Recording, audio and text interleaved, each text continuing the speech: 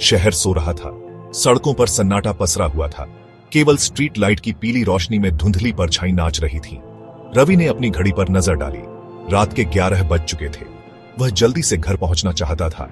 ठंडी हवा उसके चेहरे पर चुभ रही थी। उसने अपने कोट का कॉलर ऊपर उठा लिया। सड़क सुनसान थी। दूर एक आवारा कुत्ता भौंक रहा था। उसकी आवाज रात के सन्नाटे को और भी गहरा रही थी। रवि ने तेज कदमों से चलना शुरू कर दिया। हर सरसराहट उसे डरा रही थी। उसे अजीब सी बेचैनी हो रही थी। अचानक उसके कानों में एक आवाज आई, किसी के कदमों की आवाज। वह पीछे मुड़ा, पर वहां कोई नहीं था। उसने सोचा शायद उसे भ्रम हुआ होगा, लेकिन कुछ ही देर बाद वह आवाज फिर सुनाई दी। इस बार कदमों की आवाज और तेज थी, जैसे कोई उसका पीछा कर रहा हो। रवि का दिल तेजी से धड़कने लगा। उसने अपनी चाल तेज कर दी। सांस फूलने लगी थी।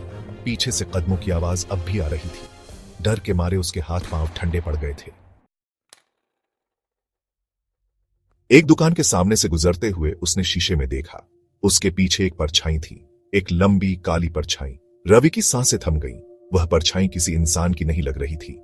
उसका आकार अजीब था, विकृत। उसने हिम्मत करके पीछे मुड़कर देखा। परछाई गायब थी। सड़क बिल्कुल खाली थी। रवि को अपनी आंखों पर यकीन नहीं हो रहा था।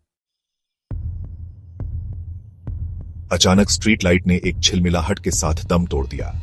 चारों तरफ अंधेरा छा गया। रवि पूरी तरह से डर गया। उसी समय उसने महसूस किया कि कोई उसके बिल्कुल पीछे है। एक खून जमा देने वाली चीख उसके गले से निकली। चीख की गूंज रात के सन्नाटे में गूंजती रही।